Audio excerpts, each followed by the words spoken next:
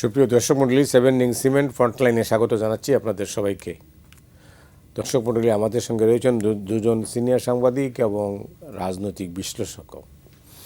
আশরাফ কাসার রয়েছেন আমাদের সঙ্গে। আশরাফ কাসার, আপনাকে স্বাগত, এবং আমিরুল মুমিন মানিক, আপনাকেও স্বাগত জানাচ্ছি। আপনার দিক দিয়ে আশরাফ, আপনার দিক থেকেই যেতে চাই। আপনি জানেন যে নির্বাচনের ট্রেন কিন্তু যাত্রা শুরু করেছে, সারা দেশ নির্বাচনমুখী হয়ে পড়েছে। নানা শঙ্কা এখনও আছে, সবসময় থাকবে, আর শেষ দিন পর্যন্ত থাকবে, যদিও অনেকের মধ্যে নানা ধরনের কি আছে। যাই হোক, তারপরেও নির্বাচনটা হতে যাচ্ছে এবং নির্বাচনটা জরুরি। কেন জরুরি, এই বিষয়টি আলোচনা করতে যাচ্ছি। প্রথমত, আমরা যে অগণতান্ত্রিক পথে চলে গিয়েছিলাম সেটি নির্বাচন কেন্দ্রিক অগণতন্ত্র এবং এক ধরনের ফ্যাসিবাদী স্বৈরাচারী শাসনের ভেতরে, সেখান থেকে আমরা গণতান্ত্রিক কাঠামোতে ফেরত আসতে চাচ্ছি। আমরা নির্বাচনের ভেতর দিয়ে সেই গণতান্ত্রিক রূপান্তরের শুরু, কেননা মানুষের ম্যান্ডেট নিয়ে যারা সরকার পরিচালনা করতে পারবে তাদেরকে আমরা দেখতে চাই। এটি এই জন্য জরুরি। আপনার অন্তর্বর্তী সরকার রয়েছে 17 মাস ধরে, হয়তো আরও একটি মাস থাকবে, কিন্তু এই সরকারের জবাবদিহিতা নাই। এই সরকারের ম্যান্ডেট নিয়ে যথেষ্ট বিভ্রান্তি তৈরি হয়েছে। এই সরকারের সক্ষমতা নিয়ে প্রশ্ন উঠেছে এবং এই সরকার আপনার জুলাই আগস্টের যে চেতনার বাস্তবায়ন, সেটাতে আমরা খুব বেশি তাদেরকে সফল হতে দেখিনি। শুরুর দিকে মানুষের ধারণা হয়েছিল যে নির্বাচনটি আরও পরে হলেও হয়তো হবে, যদি সংস্কার প্রক্রিয়া, রাষ্ট্রের সংস্কার প্রক্রিয়াটিকে এগিয়ে নেওয়া যায়। রাজনীতির সংস্কারের জায়গায় রাজনৈতিক দলগুলো কাজ করেন এবং প্রশাসন এবং পুলিশের মতো স্পর্শকাতর দপ্তরগুলোতে যদি আপনি রূপান্তর দেখতে পেতেন, আমরা সেটি এই 4টি বিষয়। 17-18 মাস তো কম সময় না, অনেক বেশি সময়। এবং মতি ভাই, আমি আপনাকে বলি, আমি ব্যক্তিগতভাবে অত্যন্ত হতাশ। 3 মাসের তত্ত্বাবধায়ক সরকার অতীতে যে সমস্ত নজির স্থাপন করেছে, সেই তুলনায় তাদের 10 গুণ কাজ করার কথা ছিল। আমরা কোনো কোনো উপদেষ্টাকে বলতে শুনছি এই সময়ের মধ্যে নাকি তারা রেকর্ড পরিমাণ কাজ করেছেন, কিন্তু আমরা কাজ দেখতে পাচ্ছি না, খুঁজে পাচ্ছি না। এখন তাদের নিজেদের বক্তব্য দিয়ে তো আর প্রমাণ হবে না। মানুষের পারসেপশন, আপনার দৃশ্যমান পরিবর্তন কি হয়েছে?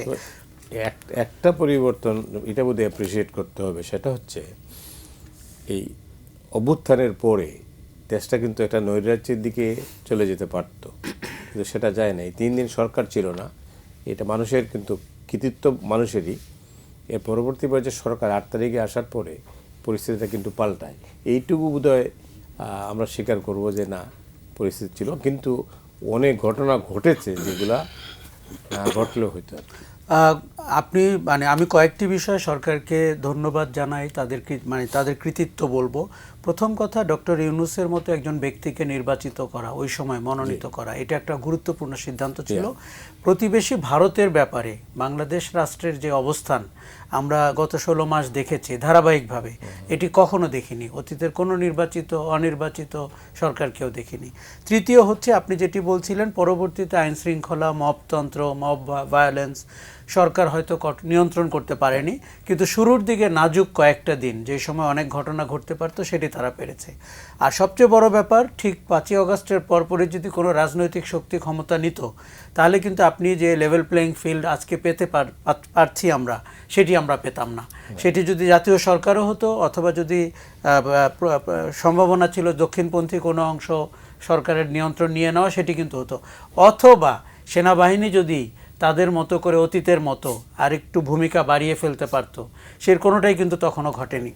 আপনি বলছিলেন কেন নির্বাচন জরুরি, তার একটা বড় কারণ গণতন্ত্রের রূপান্তরের জন্য। দ্বিতীয় হচ্ছে দেশের স্থিতির জন্য। আমরা গত 16 মাসে 17 মাসে আপনার হাজার খানেক আন্দোলন দেখেছি। সরকার কিছু মোকাবেলা করেছে, কিছু লাগাম ছেড়ে দিয়েছে। ডেইলি স্টার, প্রথম আলো, উদীচির অথবা ছায়ানটের মতো প্রতিষ্ঠানে আগুন লেগেছে, ভাঙচুর হয়েছে। সরকারকে আমরা নির্লিপ্ত ভূমিকায় দেখেছি। এগুলো কিন্তু রহস্যময়।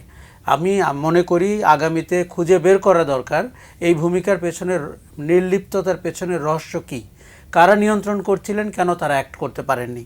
কাজে আমরা একটা স্থিতির জন্য নির্বাচনটি জরুরি। এবং আপনি মনে রাখবেন যে অর্থনৈতিক ক্ষেত্রে বিনিয়োগ থেকে শুরু করে কোনো কিছুই কিন্তু নড়াচড়া করছে না। একটি নির্বাচনের অপেক্ষায় বাংলাদেশ, অর্থনীতি, বিনিয়োগ, ব্যবসা, সেই জায়গাগুলোতেও একটা ধারাবাহিক কোনো একটি লক্ষণ দেখা যাবে বলে নির্বাচনের পরে আমরা আশা করছি। অনেক ধন্যবাদ আপনাকে। গণতন্ত্রের রূপান্তর, যেটা আশরাফ কাসার বললেন, তো আমিরুল মুমিনিন মানিক, আপনি কিভাবে দেখছেন বিষয়টাকে?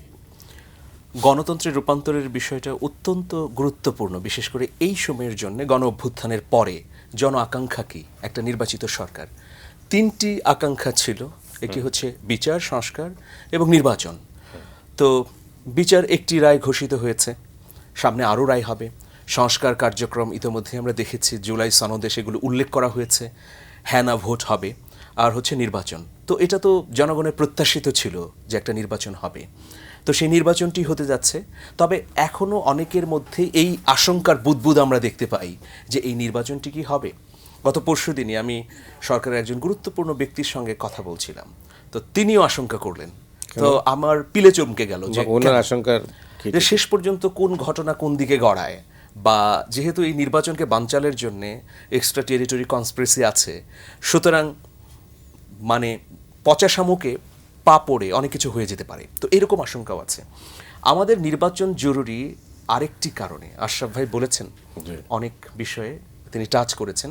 কিন্তু আমি মনে করি যে এই যে মব কালচার শুরু হয়েছে, নির্বাচিত সরকার এলে এত ভয়াবহ মব কালচার হবে না এরকম প্রত্যাশা করি। এখন মব কালচারটার মধ্য দিয়ে কি হচ্ছে, একটা উগ্রবাদের পরিস্থিতি তৈরি হচ্ছে। আবার উগ্রবাদ বললেই অনেকে একটু নড়ে চড়ে বসেন যে এটা কি ইসলামোফোবিয়া নাকি পশ্চিমা বিশ্বের যে মৌলবাদী তকমা দিয়ে ধর্মপ্রাণ মানুষকে হেয় প্রতিপন্ন করা, সেটা কিনা। বাংলাদেশের প্রেক্ষাপট কিন্তু সম্পূর্ণ আলাদা। এখানে মব কালচার বলতে একদল উচ্ছৃঙ্খল মানুষ সংঘবদ্ধ হয়ে তার ব্যক্তি স্বার্থ অথবা গোষ্ঠীগত স্বার্থ পূরণের জন্য এই কাজগুলো করছে। যারা করছে তারা কিন্তু সম্পূর্ণভাবে গণ অভ্যুত্থানের চেতনার বিরুদ্ধে।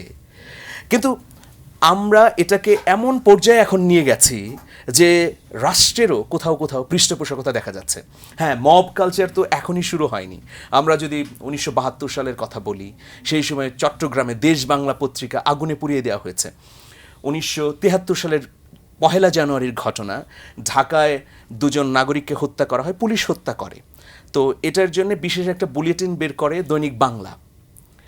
এই বুলেটিনের জন্যে দৈনিক বাংলার সভাপতি মণ্ডলীর সম্পাদক মণ্ডলীর সভাপতি বুরহানুদ্দিন এবং সম্পাদক দুজনকেই কিন্তু গ্রেফতার করা হয়। পরে যখন কর্মচারীরা শেখ মুজিবুর রহমানের কাছে দাবি উঠান যে কেন এটা করা হলো, তখন তিনি বলেন যে তোমার পত্রিকায় তো সরকারের বিরুদ্ধে অনেক তীক্ষ্ণ খবর প্রকাশিত হয়, তোমরা যদি আদর্শ ফলাতে চাও তাহলে প্রেস ক্লাবে গিয়ে ফলাও। এরপর আপনি 74 সালে নিশ্চয়ই জানেন যে গণকণ্ঠ বন্ধ করে দেওয়া হলো, আল মাহমুদ সহ কয়েকজনকে গ্রেফতার করা হলো। পরে যখন আবার গণকণ্ঠ চালু হলো তখন কি করা হলো, গণকণ্ঠের প্রেসে গিয়ে হামলা করা হলো, ফর্মা ভেঙে দেওয়া হলো। এরপর থেকে যদি আমি বলি যে 28 অক্টোবরের ঘটনা, নোয়াখালীতে ধানের শীষে ভোট দেবার জন্যে একজন নারীকে সংঘবদ্ধ ধর্ষণের শিকার হওয়া, বা এই 16 বছরের সময়ের মধ্যে আপনার প্রোগ্রামও তো বন্ধ করে দিয়েছে, রাষ্ট্রের পক্ষ থেকে টেলিফোন দিয়ে বাধ্য করা হয়েছে, আপনি এই বিপ্লবের 3 দিন আগে দেশ ত্যাগ করতে বাধ্য হয়েছেন, অনেকগুলো পত্রিকা বন্ধ করে দেওয়া হয়েছে। তো এগুলো এক প্রকার মব কালচার, মানে বিচার বহির্ভূত তৎপরতা। তো দেখুন, এই তৎপরতা বন্ধ হবার জন্যেও জন আকাঙ্ক্ষার একটা সরকার প্রতিষ্ঠিত হওয়া প্রয়োজন। তো এইখানে এই মব কালচার বা এই উগ্রবাদের সঙ্গে আবার এখানে মৌলবাদী উত্থান বা ইসলামপন্থীদের উত্থানের আমি কোনো সম্পর্ক দেখি না। কারণ ইসলামের যে মূল কথা, সেটাতে কিন্তু এইসব উগ্রবাদের কোনো স্থান নেই। মদিনাতে যে রাষ্ট্রটি প্রতিষ্ঠা করলেন হজরত মুহাম্মদ সাল্লাল্লাহু আলাইহি সাল্লাম, তিনি ওয়ান উম্মা নীতিতে প্রতিষ্ঠা করেছিলেন। ওয়ান উম্মা, অনেকে মনে করে যে ওয়ান উম্মা মানে হচ্ছে মুসলিমদের শুধুমাত্র একটা প্রতীক, তা নয়। ওয়ান উম্মা মানে হচ্ছে এক জাতি। সেই মদিনা রাষ্ট্রের ওয়ান উম্মা কনসেপ্টের মধ্যে খ্রিস্টান ছিল, ইহুদি ছিল, পৌত্তলিক ছিল, সবাই কিন্তু সমান অধিকার ভোগ করত। তো সুতরাং মব কালচার যেভাবে আমাদের এখন হচ্ছে, সেটাকে বন্ধ করার জন্যে হলেও আইনের শাসন প্রতিষ্ঠার জন্যে এই নির্বাচিত সরকার খুবই জরুরি ব্যাপার। অনেক ধন্যবাদ। আসলে মব কালচার না বলে মব ভায়োলেন্স বলা ওদের ভালো, তাই না? আমি তাই বলি। এবং এক ধরনের মবতন্ত্র ক্রিয়েট হয়েছে। আপনি দেখবেন যে কখন এটি বেশি চাউর হয়। উনি যে উদাহরণগুলো দিচ্ছিলেন সেগুলো তো মুজিব আমলের 72 থেকে 75-এর, পরবর্তীতে আমরা অনেক কিছু বলতে পারবো। কিন্তু ওই সময় কিন্তু রাষ্ট্রে সরকার ছিল, কখনো কখনো নির্বাচিত সরকার ছিল, তাদের সংগঠন যুবলীগ, ছাত্রলীগ, কৃষক লীগ, লাল বাহিনী ইত্যাদি আমরা দেখেছি। ওই সময় আমি চাকরি হারিয়েছি। আপনি চাকরি হারিয়েছেন, কিন্তু গত 17 মাসে যেটি হয়েছে সরকার আছে, প্রশাসন আছে, পুলিশ আছে, এবং অভ্যুত্থানের পরিচয়ে কিংবা অভ্যুত্থানের বিপরীত পরিচয়ে যার যার মতো করে আইন প্রয়োগ করেছে অথবা বেআইনি কাজকর্ম করেছে। এটি কিন্তু একটা সমাজের জন্য ভয়াবহ বিবরণ। আপনার প্রতি আমার বিদ্বেষ থাকতেই পারে, অভিযোগ থাকতেই পারে, আইনের আশ্রয় নেওয়া আমার একমাত্র পথ, আইন হাতে তুলে নেওয়া না। কিন্তু আমরা ক্যাম্পাসগুলোতে যা দেখেছি, এমনকি গতকালকেও যা দেখেছি, আমরা বিভিন্ন প্রতিষ্ঠানে হামলা নিয়ে যা দেখলাম, এটি বন্ধ হওয়া জরুরি গণতন্ত্রের স্বার্থেই। নাহলে আপনি যে গণতন্ত্র আমরা প্রত্যাশা করছি রূপান্তর ঘটবে, সেটি কিন্তু কার্যকর হবে না। তাতে জবাবদিহিতা একটা বড় পিলার। কাজে আপনি অ্যাকাউন্টেবল হচ্ছেন কি না, দেশে যারা কার্যক্রম চালাচ্ছে, সন্ত্রাস করছে, কিংবা তাদের আদর্শ বাস্তবায়ন তথাকথিত এর জন্য আন্দোলন করছে, সেটি দেখতে হবে। আমি কিন্তু একেবারেই মনে করি না যে, দেখুন এখানে ধর্মের নামে অনেক ধরনের রাজনীতি আছে, তার সাথে ধর্মের কতটুকু সম্পর্ক আছে আমি ডাউটফুল।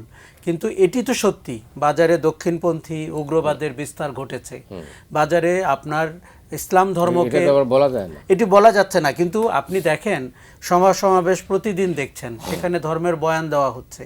কতটা তারা ধর্মের রিপ্রেজেন্টেশন করছেন আমি ডাউটফুল, কিন্তু তারা তো মানুষকে এই কথাগুলো বলছেন।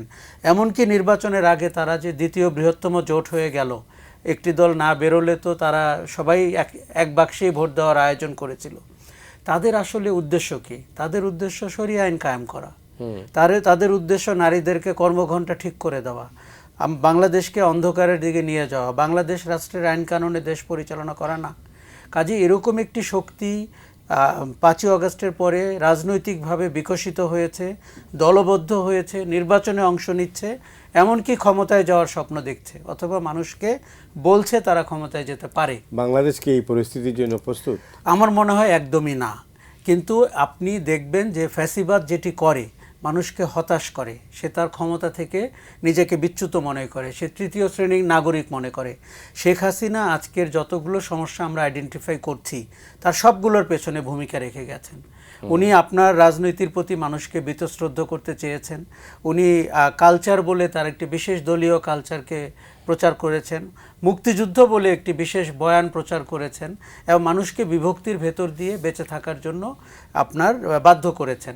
কাজেই আপনি বাংলাদেশ মোটেই এই ধর্মীয় বয়ানের জন্য, দক্ষিণপন্থী রাজনীতির জন্য, শরিয়া আইনের জন্য প্রস্তুত না। আমাদের সামনে যাওয়ার কথা, কিন্তু আমরা পেছনে যাওয়ার জন্য প্রস্তুত হচ্ছি না। এটি এক ধরনের হতাশা থেকেও মানুষকে কোনো না কোনোভাবে তাদের বয়ান শুনতে উদ্বুদ্ধ করছে। কোন হতাশা? যেই হতাশায় দুর্নীতিতে দেশ আকীর্ণ হয়ে যায়, যেই হতাশায় আপনি নির্বাচিত সরকারকে অনেকটা স্বৈরাচারী ফ্যাসিজমের মতো করে দেশ শাসন করতে দেখেন, যেই হতাশায় আপনার কাছে প্রকাশিত হয় না তাদের শাসনতন্ত্রের জবাবদিহিতা জায়গাটি কোথায় হবে। এই যে আমরা আজকে সংস্কারের জন্য গণভোট করছি, আমি তো মনে করি যে হ্যাঁ ভোটের পক্ষে মানুষকে রায় দিতে হবে জোরালোভাবে। নালে আপনি কেন অভ্যুত্থান করেছেন? জুলাই আগস্ট কেন ঘটেছে? দেখুন 16 মাস সরকার কতটুকু করতে করেছে। কিন্তু আপনি যদি সত্যিই চান নির্বাচিত সরকারকে দায়বদ্ধ করতে, তাহলে আপনাকে হ্যাঁ ভোট দিতে হবে, সংস্কারের পক্ষে কথা বলতে হবে। আপনি শুধু বিপদটা একবার টের পান, যদি না ভোট বিজয়ী হয় তাহলে বাংলাদেশ ফ্যাসিজমের থেকেও আরও পেছনে চলে গেল। কেননা আমাদের এর মাঝে যে ঘটনাগুলো ঘটেছে তার জন্য নিশ্চয়ই একটা প্রতিক্রিয়ার জন্য আপনাকে অপেক্ষা করতে হবে। বাইরের দেশে বসে, দিল্লিতে বসে আওয়ামী লীগ কিংবা ভারতের যে প্রেস কনফারেন্স হচ্ছে তার ভাষা আপনি খেয়াল করুন। তারা কিন্তু প্রচারণা চালাচ্ছে গণভোটে না বলা না, শুধু নির্বাচনে ভোট দিতে না যাওয়ার জন্য। তার মানে তারা বিশ্বকে দেখাতে চায়, পশ্চিমা বিশ্বকে, যে অন্তর্ভুক্তিমূলক নির্বাচন হয়নি, মানুষ ভোট দিতে যায়নি। তাদের আমলে কি ঘটেছে এগুলো নিয়ে তারা কথা বলতে চাচ্ছে না। এখানে আমার ধারণা রাজনৈতিক বিভেদ বাদ দিয়ে আমাদের জুলাই আগস্টের পক্ষে দাঁড়িয়ে একটি দারুণ বাংলাদেশ তৈরির জন্য রাজনৈতিক দলগুলোকে কাজ করতে হবে। অনেক ধন্যবাদ। দারুণ বাংলাদেশ, এটা তো আমাদের সবারই স্বপ্নের একটা প্রত্যাশা যে একটা চমৎকার বাংলাদেশ গড়ে উঠবে, যেখানে সব মত পথ জায়গা পাবে, যেটাকে আমরা ইনক্লুসিভ বাংলাদেশ বলি। কিন্তু বিপত্তিটা হচ্ছে যে গত 16 বছরে ফ্যাসিবাদীর সময়ে সিলেক্টিভ মত প্রকাশের স্বাধীনতা দেওয়া হতো। অর্থাৎ একটা বয়ান এমনভাবে তৈরি করা হয়েছে যে আমার মতের বিরুদ্ধে গেলেই কাউকে হত্যাযোগ্য করে তোলা।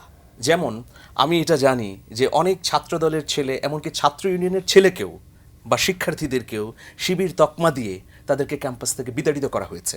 তো এটা এক ধরনের রাজনৈতিক সাম্প্রদায়িকতা। এই জন্য একটা গণতান্ত্রিক রাষ্ট্রে প্রচলিত বা সেই দেশের সংবিধানের মধ্যে অবশ্যই সবাইকে মত প্রকাশের স্বাধীনতা দেওয়া প্রয়োজন।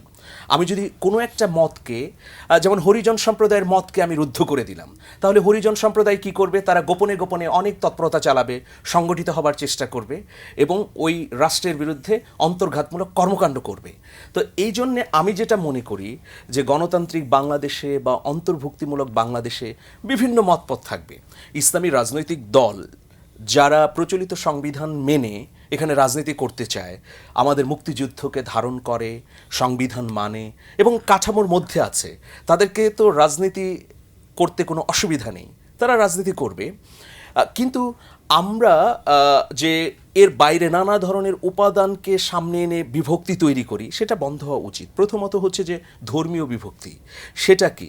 যে সে ওই ধর্মের মানুষ বা সংখ্যালঘু সম্প্রদায়ের মানুষ, তাহলে অধিকার পাবে না, এই জায়গাটা বন্ধ হতে হবে। সে বাঙালি না, পাহাড়ি মানুষ, পাহাড়ি কিন্তু আমাদের বাংলাদেশি, তো সংবিধানে আমার মতোই সে অধিকার পাবে। সে কোনো করুণা চাচ্ছে না, তার অধিকার দিতে হবে, রাষ্ট্রকে নিশ্চিত করতে হবে। এরপরে একজন সমাজতান্ত্রিক মতাদর্শে বিশ্বাসী, উনি কি অধিকার পাবেন না? একটি ইসলামপন্থী সরকার হলে গণ অভ্যুত্থানের পরে, আমি যদি শব্দ বলছি, সেখানে কি ছাত্র ইউনিয়নের একটি ছেলে যোগ্য হলে তার চাকরি হবে না? একটি বামপন্থী সরকার যদি প্রতিষ্ঠা হয়, একজন ইসলামপন্থী তরুণের কি প্রশাসনে জায়গা হবে না? তো আমরা জায়গা হোক এইরকম একটা চমৎকার এবং সবার অংশগ্রহণমূলক বাংলাদেশ চাই। আমরা 2005 সালে কি দেখলাম? 300টা স্পটে 63টি জেলায় একসঙ্গে জেএমবি বোমা হামলা করলো। তো জেএমবি একটা আতঙ্কের নাম হয়ে উঠেছিল। এটা কি উগ্রবাদী একটা সংগঠন? আমরা তো এর আগে, আমাদের মুক্তিযুদ্ধের আগে 1968 সালে পূর্ব পাকিস্তান কমিউনিস্ট পার্টি ভেঙে পূর্ব বাংলা কমিউনিস্ট পার্টি, লাল পতাকা বাহিনী যে গঠিত হলো, তারাও তো নির্বিচারে গ্রামগঞ্জে সমাজতন্ত্রের নামে মানুষ হত্যা করেছে। কিন্তু ওইটা তো গ্রহণযোগ্য সমাজতন্ত্র না। আবার একইভাবে জেএমবির যে ইসলাম পন্থা, সেটিও গ্রহণযোগ্য নয়। তো সেই জন্যে আমি মনে করি যে সব মত পথকে আমার সংবিধানের আলোকে জায়গা দিতে হবে, যারা চরমপন্থায় বিশ্বাস করে না। এক্ষেত্রে আশরাফ ভাইয়ের সঙ্গে আমি একটু যোগ করতে চাই যে শরিয়া, এটা নিয়ে একটা ভীতি আছে যে শরিয়া এটা কি এমন জিনিস যে যেটা আরোপ করা হলে মানুষের জীবন বিপন্ন হয়ে যাবে।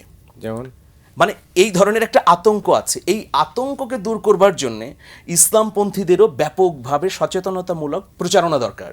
যেমন আমি বলছি যে শরিয়া এটা তো কোরআনে যা লেখা আছে সেই বিষয়েরই কথা। ধরেন আমি এখানে সত্য কথা বলবো, এটাও একটা শরিয়া। ইসলামী ব্যাংক প্রতিষ্ঠিত হয়েছে, এটাও তো একটা শরিয়ার অংশ। কিন্তু এটা বিভিন্নভাবে বিভিন্ন পন্থার সঙ্গে তুলনা করে অনেকেই এটা এমনভাবে উপস্থাপন করেন, তখন মনে হয় যে এটা ভীতিকর অবস্থা। এক্ষেত্রে ইসলামপন্থীদেরও দায় আছে যে তারা এটাকে সুন্দরভাবে উপস্থাপন করতে পারছেন না, জনমুখী করে উপস্থাপন করতে পারছেন না। কোরআনে বলা আছে না, কিন্তু যে তোমরা মিথ্যা বলো না। তারা তো কৌশল বদলাচ্ছেন। তারা বলছেন যে আমরা কোরআন সুন্নাহ ভিত্তিক আইন করব না। তার মানে এটা কি? আপনি তো সংবিধান, ওনার দলের গঠনতন্ত্র, ঘোষণাপত্র আপনি তো পরিবর্তন করেন নাই। হ্যাঁ, তার দলের যে আমি যদি বলি যে জামাত ইসলামী গঠনতন্ত্র বা তার কর্মপন্থা, সেটা কি আমাদের সংবিধানের সঙ্গে সাংঘর্ষিক কিনা? যদি সাংঘর্ষিক হয় তাহলে তাকে বদলাতে হবে। যেমন একটা বিষয়ে যে আল্লাহর সার্বভৌমত্ব, এই বিষয়ে যখন নির্বাচন কমিশন 2008 সালে তাদেরকে নোটিশ করেছিল, তখন তারা পরিবর্তন এনেছিল। পরবর্তীতে দেখলাম যে তাদের নিবন্ধন বাতিল হয়ে গেল এই সাংবিধানিক প্রশ্নেই, তাদের দলগত সাংবিধানিক প্রশ্নে বা প্রচলিত কাঠামোর মধ্যে তারা কিভাবে অন্তর্ভুক্ত হবে।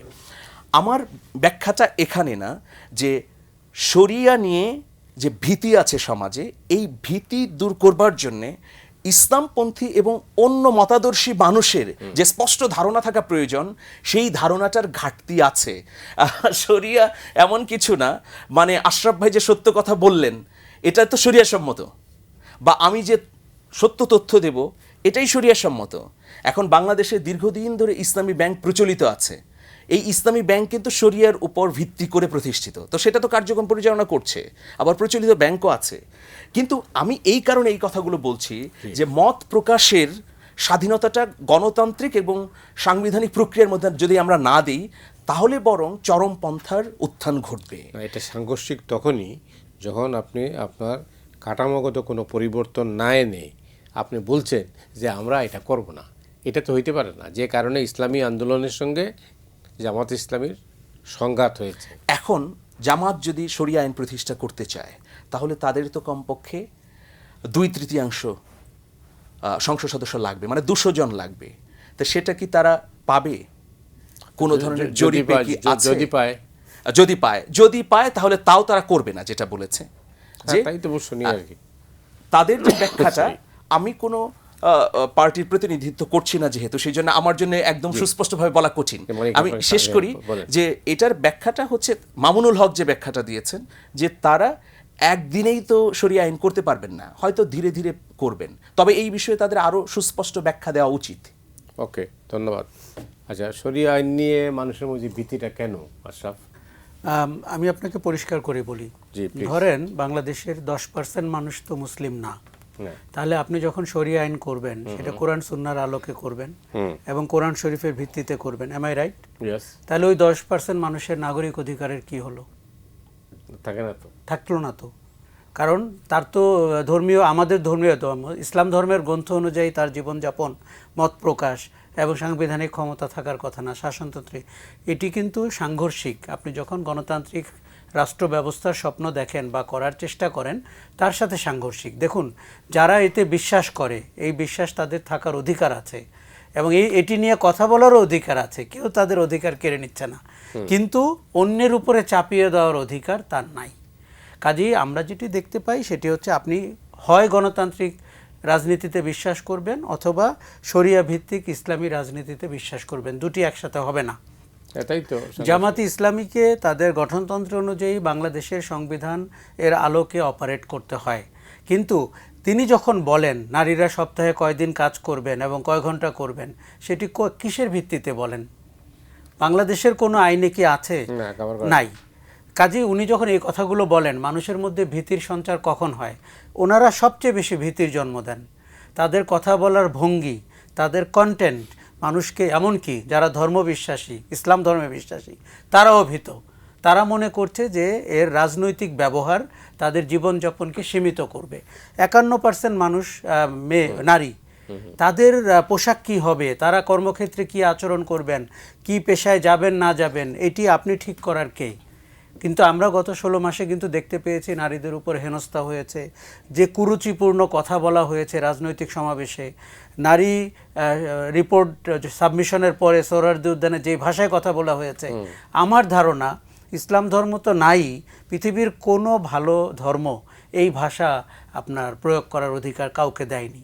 এটি এই ব্যক্তিদের তৈরি করা, তাদের আচরণগত সমস্যা, তারা তাদের আচরণগত সমস্যাকে আমাদের রাষ্ট্রের উপরে চাপিয়ে দেওয়ার চেষ্টা করছেন। দেখুন, এই প্রথম ইসলামী দলগুলো এক বাক্সে ভোট দেওয়ার আয়োজন করতে গেছিল, অতীতে কোনোদিন তারা যায়নি। তাহলে কি ইসলাম তো একটি, তাদের মধ্যে 8টি ভাগ কেন? তার মানে তাদের মধ্যে মতবিরোধ আছে, মতভেদ আছে। আপনি যে বললেন ইসলামী শাসনতন্ত্র বেরিয়ে গেছে, আমরা যদি এখন বলতে পারি কোন পয়েন্টে বেরিয়ে গেছে, একটা হচ্ছে শরিয়ার পয়েন্টে, দ্বিতীয় হচ্ছে সরকার গঠনের সময় তাদের মন্ত্রিসভায় ভূমিকা কি হবে, কয়জন মন্ত্রী হবেন, প্রধানমন্ত্রী কে হবেন, এই রোটেশন, হ্যাঁ বাই রোটেশন, কিন্তু এই আলোচনা তো হয়েছে। কাজেই আমরা কিভাবে ভাবতে পারছি যে ইসলামপন্থী দলগুলো আপনারা আমাকে বেহেশতের কথা বলছে আর নিজেরা ভাগবাটোয়ারা করতে গেছে, ঠিক অনইসলামিক সাধারণ গণতান্ত্রিক একটা দল যেভাবে হালুয়া রুটি নিয়ে জোটে আলাপ করে, ঠিক এইভাবে আলাপ করতে। বেহেশতের কথাটা কি বললেন? বেহেশতের কথাটা আপনার মানুষকে বলা হচ্ছে যে আপনি যদি এই দলগুলোকে ভোট দেন, যদিও আমি নিশ্চিত জানি এদের সাথে ধর্মের এবং বেহেশতের তেমন কোনো সম্পর্ক নাই, কিন্তু ইলেকশনের আগে যেহেতু মানুষ অল্প শিক্ষিত, তারা ধর্মের প্রতি দুর্বল, সহানুভূতিশীল, তাদের কাছে এক ধরনের প্রতারণামূলক প্রচারণা হয়, যখন আপনি তার মার্কায় ভোট দিলে সেটি বেহেশতে দেওয়ার সমতুল্য হয়ে উঠতে পারে। আপনি একবার চিন্তা করে দেখুন, এই মার্কায় ভোট দেওয়া আর মৃত্যুর পরে বেহেশতে যাওয়ার মধ্যে কানেক্টিভিটিটা কোথায়? কাজেই আমাদের মনে হয় যে রাজনীতিতে ধর্মের ব্যবহার নিয়ে নতুন করে আলাপ করা দরকার এবং এটি যত কম হয় আমি কিন্তু ব্যক্তি জীবনে ধর্মের চর্চার পক্ষের মানুষ, সে ধর্ম নিয়ে যে ধর্মের চর্চায় সে করুক, কিন্তু সামাজিক জীবনে এবং রাষ্ট্রীয় জীবনে তার প্রভাব আমাদেরকে সামনের দিকে নিবে না পেছনের দিকে নিবে, এই আলোচনা হওয়া খুব জরুরি। দুঃখজনক হচ্ছে এখন শেখ হাসিনা পালিয়ে যাওয়ার পরে, কারণ উনি যেহেতু ধর্মনিরপেক্ষতার নামে শাসন করে গেছেন এবং বেশ ক্ষতি করে গেছেন বাংলাদেশের, একদিকে কওমি মাতা হয়েছেন, হেফাজতে ইসলামের কথা অনুযায়ী পাঠ্যপুস্তকে লেখা পরিবর্তন করেছেন, চেষ্টা করেছেন বেগম খালেদা জিয়া বা বিএনপির দিকে ইসলামী দলগুলো ঝুঁকে গেলে তার যে সংকট হয় সেখান থেকে উদ্ধার করতে, কিন্তু ব্যাপক ক্ষতি করে গেছেন বাংলাদেশের শাসন ব্যবস্থার। এতে একটা ভারসাম্যমূলক অবস্থানে আমাদের আসতে হবে। অনেক ধন্যবাদ। মানিক, বাংলাদেশের রাজনীতিতে ধর্মের প্রভাব কতটুকু? বাংলাদেশের রাজনীতিতে আমরা যদি বলি ধর্মের প্রভাব অনেক, আমরা যা দেখে আসছি যে ট্রেন্ডটা, আশরাফ ভাই যেটা বললেন এর সঙ্গে আমি যোগ করতে চাই যে শরিয়া আইনকে শরিয়ার নামে, মানে এই শরিয়া আইন না বলে আমি যদি বলি যে কোরআনের অনুশাসন আমি বলি, তাহলে এটা তো বলছে না, শরিয়া বলছে একই বিষয়, কিন্তু এটা ভীতি কেন সঞ্চার হচ্ছে, স্পষ্ট ব্যাখ্যাটা জনগণের সামনে উপস্থাপন করতে পারছে না, যার ফলশ্রুতিতে কি হয়েছে, যেমন যে প্রশ্নটা উঠালেন আশরাফ ভাই যে এইখানে কি সংখ্যালঘুরা নিরাপদ থাকবে কিনা, আমরা যদি মদিনা সনদটা পড়ি সুস্পষ্টভাবে আছে যে আজ থেকে আরব এবং অনারব সব এক। সেখানে কিন্তু সুস্পষ্টভাবে আছে, ওয়ান উম্মার কথা বললাম, যে রাসূল যে রাষ্ট্রটি প্রতিষ্ঠা করেছিলেন এক উম্মা, সেখানে তো খ্রিস্টান ছিল, ইহুদি ছিল, পৌত্তলিক যারা অগ্নি পূজা করতো তারাও ছিল, এবং তারা সেই সময় ব্যবসা বাণিজ্যে নেতৃত্বও দিয়েছে এবং ওই সরকারের অংশ ছিল। তাহলে কিভাবে ছিল? কোরআন কিন্তু এটা মানুষের জন্য নাজিল হয়েছে, নট অনলি ফর মুসলমানের জন্য না, সমগ্র মানব জাতির জন্য কোরআন বলছে যে এটা রহমত স্বরূপ নাজিল হয়েছে। সেই জন্যে সেকুলার ব্যবস্থা এবং কোরআনিক ব্যবস্থার মধ্যে একটু তফাৎ আছে। সেকুলার ব্যবস্থার মধ্যে যেমন কি বলা হচ্ছে যে আমার জন্য সেকুলার ব্যবস্থা দরকার, যখন আমি ইন্ডিয়ার মুসলিম আমি দাবি করছি যে আমি সেকুলার শাসন ব্যবস্থা চাই, আবার বাংলাদেশে আমি দাবি করছি যে আমি ইসলামিক শাসন ব্যবস্থা চাই, তাহলে এখানে একটা কন্ট্রাডিক্টরি হচ্ছে। অনেকেই এই প্রশ্নটা কিন্তু বলেন, কিন্তু এই কোরআনের মধ্যে যদি কেউ কোরআন প্রয়োগ করে যথাযথভাবে, তাহলে সেখানে কিন্তু নারীর পোশাক নিয়ে বিতর্কটা আগে আসে না, সেখানে কিন্তু কার মাথায় কি ধরনের টুপি থাকবে সেই প্রশ্ন আসে না। যদি প্রকৃত অর্থে আমি কোরআনের নির্যাসটাকে গ্রহণ করি ব্যক্তিগত জীবনে বা সামাজিক জীবনে, কিন্তু এটা যারা প্রয়োগ করবে বা যারা এটার এজেন্সি নিয়েছেন তাদের মধ্যে বিভক্তি, এর জন্য কোরআন দায়ী নয়, এর জন্য এই যে শাসন কাঠামো কোরআনের মধ্যে যেটা উল্লেখ আছে সেটা দায়ী নয়। তাহলে তো মদিনা সনদ অনুযায়ী রাসূল যে রাষ্ট্র পরিচালনা করেছেন সেটা এতভাবে জনপ্রিয় হতো না, বা এখন পর্যন্ত সেটা নিয়ে আলোচনা গবেষণা বা একটা নির্ভেজাল শাসন ব্যবস্থা হিসেবে প্রমাণিত হতো না। তো সেই জায়গায় আমরা বাংলাদেশে যেটা দেখছি, ধর্মের যদি অপব্যবহার করেন সেইখানেই বিপত্তি। ধর্ম দিয়ে মানুষকে প্রতারণা করছেন, ধর্মের মূলও ঝুলিয়েছেন। যদি কেউ বলে আমাকে ভোট দিলে আমি জান্নাতে চলে যাব, এটা তো যথার্থ কনসেপ্ট না। ভোট দিলে জান্নাতে চলে যাব এটা তো সম্পূর্ণ ভুল কনসেপ্ট। সে বলতে পারে আমাকে ভোট দিলে আপনি সৎলোকের শাসন পাবেন বা আপনি সুশাসন পাবেন, কোনো দুর্নীতি হবে না, অন্যায় হবে না, চাঁদাবাজি হবে না, এতটুকু বলতে পারে। কিন্তু সে যদি নিশ্চিত করে সাধারণ মানুষকে, এবং সাধারণ মানুষ যদি এটার মধ্যে আকৃষ্ট হয়, তাহলে এটা ভুল বয়ান যে হ্যাঁ আমি আপনার মার্কায় ভোট দিলেই আমি জান্নাতে চলে যাচ্ছি। এটা সম্পূর্ণ ভুল বয়ান, এবং এটা ইসলাম পারমিট করে না এই কথাটা বলা। যিনি বলছেন তিনি ইসলামের বাইরে গিয়ে বলছেন। কিন্তু মূল বিষয় হচ্ছে যে মানুষের যে মতামত সেইটা দিতে হবে। এখন যেটা হয়েছে গত 16 বছর, যে কে ক্ষমতায় আসবে সেটা সেট করে দেয়া, যে এইখানে অমুক ক্ষমতায় আসতে হবে। আচ্ছা, অমুক ক্ষমতায় আসলে তো তাইলে এইখানে দক্ষিণপন্থীর উত্থান হয়ে যাবে, তাহলে তাকে এই ভোট ব্যবস্থা থেকে সরিয়ে দাও। এটা যথার্থ পন্থা না। পন্থাটা হচ্ছে যারা যেসব ইসলামপন্থী রাজনৈতিক দল ভুল বয়ান করছে তাদের বিরুদ্ধে আপনি বয়ানদার করান, আপনি সুস্পষ্টভাবে বলেন। আপনার হাতেও তো তথ্য প্রমাণ আছে, শরিয়া আছে। এখন যারা বলছে যে এই প্রতীকে ভোট দিলে জান্নাতে যাবেন, সুস্পষ্টভাবে কোরআনে উল্লেখ আছে এটা এক ধরনের প্রতারণা হবে। তো সেই বয়ানটাও কিন্তু পাল্টাভাবে জনগণের সামনে আনতে হবে যে তোমাকে প্রতারণা করছে, এটা ঠিক না। এই জায়গায় না করে আমরা কি করি যে মূল যে মত প্রকাশের স্বাধীনতাটা সেটা খর্ব করতে যখন চাই, তখন কি হয় যে আওয়ামী লীগের মতো বিপত্তির একটা আশঙ্কা তৈরি হয়। আওয়ামী লীগ তো ওই জুজুর ভয় দেখিয়েই শাসন করেছে, যে জঙ্গি কার্ড, মৌলবাদী কার্ড। আপনি গণতান্ত্রিক কাঠামোর মধ্যে রাজনীতি করতে দেন না। যদি সে ভুল বয়ান দেয়, আপনিও বয়ান দিয়ে লড়াই করেন। আজকে প্রথম আলোতে কেন হামলা হবে? প্রথম আলোর সঙ্গে যদি আপনি একমত না হতে পারেন, আপনার মতো করে প্রথম আলো করেন, আপত্তি তো নাই। আমার কাছে যদি খেলাফত মজলিসের বয়ান পছন্দ না হয়, সে একটা বয়ান দিচ্ছে, সে তো কাউকে হত্যা করছে না, তাহলে আমাকে তার বয়ানকে ঘায়েল করার জন্য পাল্টা যুক্তি দাঁড় করাতে হবে কোরআন হাদিসের আলোকে। না, মানে সেটাই আমি না, বলছি। আপনি বললেন যে হামলার ব্যাপারটা আপনি তো বলছেন যে এই হামলা আপনি চান না, তাই তো? গ্রহণযোগ্য না। গ্রহণযোগ্য না। কিন্তু প্রশ্নটা হচ্ছে, হামলা অতীতের কথা আপনি রেফারেন্স টেনেছেন, জি জি জি। কিন্তু প্রশ্নটা হচ্ছে যে এই হামলা পরে এখন পরিস্থিতি কী দাঁড়িয়েছে? সম্পাদকরা রাস্তাঘাটে চলাফেরা করেন গানম্যান নিয়ে, আর পত্রিকার অফিস এখনও পুলিশ পাহারায়। পরিস্থিতি তো আগের থেকে 1000 টাইমস আমরা পিছনে চলে গেছি। এটা তো স্বীকার করতে এটা হবে, অবশ্যই, এটা তো অবশ্যই। এটা স্বীকার করতে এটা হবে। এই হামলাটা কেন হলো? এই হামলা হওয়ার তো কোনো সুযোগ নাই। রাষ্ট্র কি করছে? সরকার কি করছে? রাষ্ট্র তো কোনো ভূমিকা রাখে নাই। এটা তো ন্যাক্কারজনক। জি, রাষ্ট্র ভূমিকা রাখছে না, এটা ন্যাক্কারজনক। হ্যাঁ, আমরা আলোচনা করব আবার। মানিক, আপনাকে অনেক ধন্যবাদ। আশরাফ কায়সার, আপনাকে ধন্যবাদ। একটা ছোট বিরতিতে যাচ্ছি, ফিরছি। দর্শক তাড়াতাড়ি আমাদের সঙ্গেই থাকুন।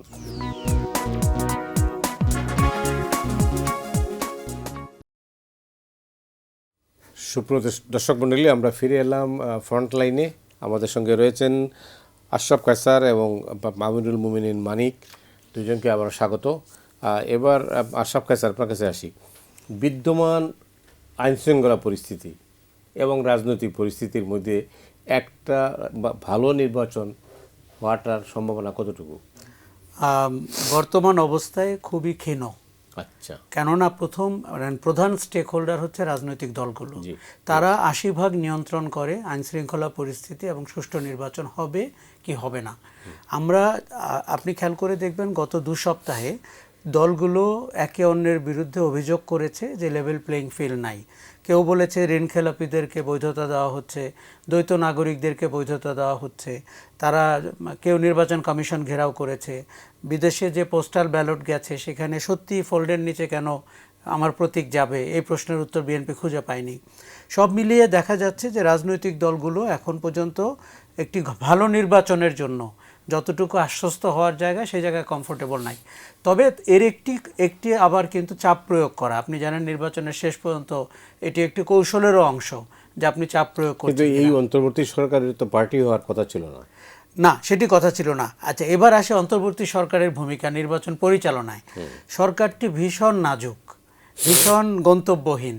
আপনি নির্বাচন কমিশন যেভাবে কথা বলছে, এটা অতীতের নির্বাচন কমিশনদেরকেও আমরা যেভাবে কথা বলতে দেখেছিলাম, অনেকটা ওই রকম কিছুটা দায়সারা। যে অভিযোগগুলো উঠছে, মতিউর, একসময় আমরা বলতাম যে নির্বাচন বিষয়ক অভিযোগের সুরাহা হয় আপনার পার্লামেন্ট শেষ হয়ে যাওয়ার কয়েকদিন আগে। তার মানে এতই ধীর গতিতে হয়। এই কমিশনকেও আমরা নতুন চরিত্র, নতুন চেহারায় দেখতে পাচ্ছি না। আর সরকারের যদি আপনি আইন শৃঙ্খলা পরিস্থিতি বলেন, তারা এখনও সক্ষমতার প্রমাণ দিতে পারেনি। 1-2টি ঘটনাতে সরকারকে আমরা কাতর দেখতে পাই। সেখানে যদি ধরেন 5% আসনেও আইন শৃঙ্খলার অবনতি হয়, ইনসিডেন্ট হয়, এবং এমনকি দলের ভেতরের সংঘাতও হতে পারে, এই আশঙ্কা উড়িয়ে দেওয়া যায় না। বিশেষ করে বড় দলের সেরকম কিন্তু আশঙ্কা রয়েছে। কাজে আমরা সুষ্ঠু নির্বাচনের জন্য যে রাজনৈতিক পরিবেশ, যে প্রশাসনিক পরিবেশ, সেটি আমরা পাচ্ছি না। এবার বলি, সরকার একটি পক্ষ হতে পারে কি না। এটির একটি যুক্তি হচ্ছে যে দেখুন, এই সরকার তো অভ্যুত্থানের ফসল। তারা অভ্যুত্থানের আশা আকাঙ্ক্ষা বাস্তবায়নের জন্য দায়িত্ব নিয়েছেন। গত 17 মাস তারা কিছু বাস্তবায়ন করতে পেরেছেন, কিছু পারেননি, অনেকাংশেই পারেননি। তাদের মনে হচ্ছে যে এই সংস্কার যদি আপনি হ্যাঁ ভোট আদায় না করেন, তাহলে তো তাদের অবস্থান নিয়েও প্রশ্ন উঠবে, আগামীর বাংলাদেশেও পরিবর্তনহীন বাংলাদেশ হবে। কাজেই তারা একটি পক্ষ হয়ে এই নির্বাচনে হ্যাঁ ভোটকে উৎসাহিত করার জন্য পথে নেমেছেন এবং দলগুলোকে অনুরোধ করেছেন, স্বায়ত্তশাসিত প্রতিষ্ঠানগুলোকে বলছেন, মিনিস্ট্রিগুলো কাজ করছে যে আমরা হ্যাঁ ভোটকে উৎসাহিত করব। তবে তাদের উচিত হবে হ্যাঁ ভোটের পেছনে যে সংস্কার প্রস্তাবনাগুলো আছে, যেগুলো নতুন কিছু না, গত 16 মাস। জানেন, ব্রিটিশ যখন ব্রেক্সিট হয় তখন কিন্তু ক্যামেরুনের সরকার কিন্তু ছিল হায়ের পক্ষে, কিন্তু কিন্তু হেরে গিয়েছিল, যে কারণে ক্যামেরুন পদত্যাগ করতে বাধ্য হয়েছিলেন। আমি জানি না এই পরিস্থিতি হবে কিনা। না, আমি আশঙ্কা করব যে ওই আশঙ্কাটা হয়তো এখানে সত্যি হবে না, কেননা আমরা তো দেখতে পেয়েছি যে মানুষ পরিবর্তন চায়, এমনকি রাজনীতির পরিবর্তন চায়, শুধু সরকার ব্যবস্থা রাষ্ট্রীয় কাঠামোর পরিবর্তন চায় 5ই আগস্টের পর ওই সময়টাতে, কিন্তু এই 16-17 মাসে কিন্তু পরিবর্তন অনেকটাই বদলে গেছে। বিশেষ করে আমরা একে অন্যের চেহারা দেখতে পেয়েছি, আমরা আমাদের মানে স্বকীয় চরিত্র নিয়ে বাজারে নেমেছি, মানুষ আশাহত হয়েছে, হতাশ হয়েছে। কাজেই এটি দেখার বিষয় 17 মাস পরে, 18 মাস পরে তার কাছে ওই আশা আকাঙ্ক্ষা 5ই আগস্টের মতো অটুট আছে কিনা, কিংবা বিশ্বাস করে কিনা যে যারা বিজয়ী হবেন তারা এই সংস্কারের দায়ভার নেবেন। অনেক ধন্যবাদ আপনাকে। মানিক, আপনি কি মানে যেটা আশরাফ খান স্যার বললেন, শঙ্কা আশঙ্কা সব কিছুই কিন্তু এর মধ্যে আছে, ভালো দিকও আছে, খারাপ দিকও আছে, কিন্তু সরকার যেখানে পার্টি হয়ে যাবে তো সেখানে কিন্তু অন্যরকম ভিন্ন পরিস্থিতি। তার কারণটা হলো সরকার কিন্তু বলছেন যে মানে আপনারা হায়ের পক্ষে ভোট দেন। তো একজন রিটার্নিং অফিসার যখন হায়ের পক্ষে ভোট দিতে বলবেন তখন তার ভূমিকাটা কী হবে জাতীয় নির্বাচন ব্যাপারে? খুব গুরুত্বপূর্ণ একটা প্রশ্ন উঠিয়েছেন। আমি মনে করি যে সরকারের তরফ থেকে যে হ্যাঁ ভোটের ক্যাম্পেইন চলছে এই পর্যন্ত ঠিক আছে। একদিকে সরকার, নির্বাচন কমিশন, কিন্তু নির্বাচন কমিশনের কখনোই উচিত হবে না ক্যাম্পেইন করা। আপনি যেটা বললেন যে একজন রিটার্নিং অফিসার যদি বলে যে হ্যাঁ পক্ষে ভোট দাও, তাহলে তো সে সিল মেরে, সরকারের সিদ্ধান্ত হইতে বাধ্য, সে তো সিল মেরে তাহলে হ্যাঁ ভরে দিতে পারে। কিন্তু নির্বাচন কমিশনকে অবশ্যই এই ক্যাম্পেইন থেকে মুক্ত থাকতে হবে। আমি এখন পর্যন্ত দেখিনি যে নির্বাচন কমিশনের কার্যালয় থেকে হ্যাঁ ভোটের পক্ষে ক্যাম্পেইন হয়েছে, কিন্তু সরকার করছে। কিন্তু আপনার রিটার্নিং অফিসার তো এই মুহূর্তে কিন্তু নির্বাচন কমিশনের আন্ডারে, কিন্তু এই রিটার্নিং অফিসার তো এই কাজই করতেছেন। রিটার্নিং অফিসার যদি কাজ করে তাহলে আমার দৃষ্টিভঙ্গিতে এটা যথার্থ নয়। তবে সরকারের যদি উপদেষ্টারা বা সরকার অন্যান্য প্রতিষ্ঠানগুলোকে কাজে লাগাচ্ছে সেটা করতে পারে আমার দৃষ্টিভঙ্গিতে, কারণ 1977 সালে সেটা করতে পারে, ভোট হয়েছে, না এটা নিয়ে তো আমরা কেউ আপত্তি করতেছে না। 86-তে হয়েছে এবং সর্বশেষ হলো 91 হয়েছে। তো 3টা ভোটই যে সরকার করেছে, তারা ক্যাম্পেইন করেছে। 91-এ প্রধানমন্ত্রী বেগম খালেদা জিয়া তিনি তো সংসদীয় পদ্ধতিতে আনার জন্য হ্যাঁ ভোট করলেন, তো সেখানেও সরকারের পক্ষ থেকে প্রচারণা হয়েছে। কিন্তু সরাসরি যারা রেফারির ভূমিকায় আছে তারা যদি এটাতে জড়িয়ে যায় তাহলে সেটা আপত্তিকর। অবশ্যই আমি মনে করি যে সেই জায়গাটাতে সতর্ক থাকা উচিত নির্বাচন কমিশনের। কিন্তু বিষয় হলো যে নির্বাচন কমিশনের মেরুদণ্ড আছে কিনা সেটা তো আমরা দেখতে পাচ্ছি না, কারণ নানা ধরনের ঘটনা ঘটছে। শহীদ ওসমান হাদি থেকে শুরু করে এই যে বিএনপির 3 জন নেতা হত্যাকাণ্ডের মুখোমুখি হলো এর মধ্যে, তাহলে এইটাকে কিভাবে আপনি একটা সংঘাতপূর্ণ নির্বাচন উপহার দেবেন? এটা শুধু বললে তো সংঘাতবিহীন, দুঃখিত, সংঘাতবিহীন সংঘাতমুক্ত নির্বাচন কিভাবে উপহার দেবেন? তো সেটা নিয়ে তো বড় একটা প্রশ্ন আছে। কিন্তু যদি দেশের জনগণ সেফ গার্ড হয় বা ভ্যানগার্ড হিসেবে যে দাঁড়িয়ে যায় যে না আমরা ভোট বাক্সকে রক্ষা করব, আমরা কাউকে ভোট কারচুপি হতে দেব না, বা আমরা যে ভোট দিলাম সেই ভোটের ফলাফল সুস্পষ্টভাবে নিরপেক্ষভাবে জানতে চাই, এই ধরনের পরিস্থিতি যদি হয় জনগণের তরফ থেকে। নির্বাচনের সাথে সংশ্লিষ্ট আমার এক বন্ধু বললেন যে ধরেন তর্কের খাতিরে পটুয়াখালী বা যে কোনো এক জায়গার থেকে বা মানে বরিশালে কোনো একটা ভোট কেন্দ্র থেকে কয়েকজন ব্যালট বাক্স নিয়ে হাঁটতে শুরু করলো, তখন কী হবে? ধরেন তখন এই ল অ্যান্ড অর্ডার রক্ষায় যারা বাহিনীতে দায়িত্বে থাকবেন তাদের পক্ষে কি কন্ট্রোল করা সম্ভব হবে? ওখানেও কিন্তু মব ভায়োলেন্স হতে পারে, মানে পরিকল্পিতভাবে হতে পারে, এটাই আমার বলছিলেন উনি। অবশ্যই, কিন্তু সেইখানে যেটা বিষয় আছে যে এখন স্ট্রাইকিং ফোর্স হিসেবে কাজ করবে সেনাবাহিনীর সদস্য, পুলিশ, বিজেপি, আনসার, প্রায় 1 লাখের মতো সদস্য। তো তাদেরকে তো এখন আইন প্রয়োগ করার ক্ষমতাও দিয়ে দেওয়া হয়েছে, যেটা 16 বছরে রহিত ছিল। সেটা তো এখন তারা এসটিসি পাওয়ার দেওয়ার পর তো আমরা কিছু দেখলাম না। যদি তারা নিজেরাই মেরুদণ্ড, আমি আপনাকে বলি, আমরা অতীতে ভাবতাম ম্যাজিস্ট্রেসি পাওয়ার দেওয়ার পরে সব কিছু ওলটপালট হয়ে যাবে এবং সব কিছুকে আমরা দেখতে পাবো সাংঘাতিকভাবে সুচারুভাবে। এবার কিন্তু আমি ভীষণ হতাশ। এই যে ডেভিল হান্ট, আমাদের যে স্বরাষ্ট্র উপদেষ্টা উনি ডেভিল হান্ট 2 শো যখন শুরু করে, আমি ওনাকে প্রশ্ন করতে চেয়েছিলাম ডেভিল হান্ট 1-এ আমরা কি অ্যাচিভ করেছি? কোন দেশে অস্ত্র উদ্ধারে পুরস্কার ঘোষণা করতে হয়? ওসমান হাদি গুলিবিদ্ধ হওয়ার পরে 6 ঘন্টার মধ্যে উনি হত্যাকারীদেরকে খুঁজে বের করার জন্য পুরস্কার ঘোষণা করেছেন। আমরা পরিষ্কার বুঝতে পারছি সরকার গভর্নেন্সের জায়গায় নেই। তারা ব্রেকিং নিউজের জায়গায় আছেন, টিভিগুলো সব স্ক্রল দেখায়, তারা ওই লোভে লোভে অনেক কথা বলেন। আমি সত্যি বলছি, কারণ হাদির খুনিরা যখন ঢাকায়, তখন স্বরাষ্ট্র উপদেষ্টা বলতে পারে পুরস্কার দেওয়া হবে, সে তার বাহিনী নিয়ে নেমে যাবে, তার কি মিডিয়াকে মিট করার কথা? অস্ত্র উদ্ধারের জন্য বিজ্ঞপ্তি দেওয়া হয়েছে দৈনিক পত্রিকাগুলোতে, কোন অস্ত্র উদ্ধার করলে ছোট অস্ত্র, মাঝারি অস্ত্র, বড় অস্ত্র, এই অনুযায়ী টাকা। এই সরকার দেশ শাসনের জন্য উপযুক্ত না। এই সরকার এরকম একটি ঝুঁকিপূর্ণ নির্বাচনের জন্য আরও অনুপযুক্ত। আপনি খেয়াল করবেন, মবের ভয়ে এই সরকার কোনো অ্যাকশনে যাবে না এবং নির্বাচনের সময় বিশৃঙ্খলার সময়ও যাবে না। আপনি যে উদাহরণটি দিচ্ছিলেন, এরকম যদি 100টি জায়গায় ঘটনা ঘটে, তখন কিন্তু এই পর্যবেক্ষকরা বলবে যে নির্বাচন শান্তিপূর্ণ হয় নাই, সুষ্ঠু হয় নাই, সহিংস হয়েছে। আর যারা ইন্ডিয়াতে বসে আছেন, যারা পালিয়ে গেছেন, তাদের 90% লোক তো দেশের ভেতরে আছে, তারা অ্যাক্ট করতে পারে, তাদের অ্যাক্ট করার যথেষ্ট ক্ষমতা আছে, কৌশল জানা আছে। তারা সেই লোকগুলো যারা আপনার লাইনকে চলতে দেয়নি, যারা রাতে ভোট দিয়েছে, তারাই কিন্তু একমাত্র প্রশিক্ষিত কর্মী নির্বাচন বানচালের বা নির্বাচন খারাপ করার। কাজে আমার মনে হচ্ছে যে সরকারকে দায়িত্ব নিতে হবে অনেক। আর ম্যাজিস্ট্রেসি পাওয়ার দিয়ে আমি এখন পর্যন্ত কনভিন্স না যে এরকম আইনশৃঙ্খলার উন্নতি করা যায় বা নির্বাচন ব্যবস্থাপনায় ভূমিকা রাখা যায়। বরং আমি চিন্তিত, পুলিশকে যেরকম নির্লিপ্ত দেখতে পাচ্ছি, প্রশাসনকে যেরকম অপরিবর্তিত দেখতে পাচ্ছি, এবং আগামীতে কারা সরকার গঠন করবে আভাস পেতে ওই অনুযায়ী পতাকা তুলতে দেখছি, নির্বাচনটির সুষ্ঠুভাবে হয়ে যাওয়া নিয়ে আমি শঙ্কিত। এবং আমি আশা করব যে আমার আশঙ্কা অমূলক হোক, কিন্তু আমার মনে হয় যে 300টি আসনে নির্বাচন করা একটি বড় ঘটনা। অনেক ধন্যবাদ।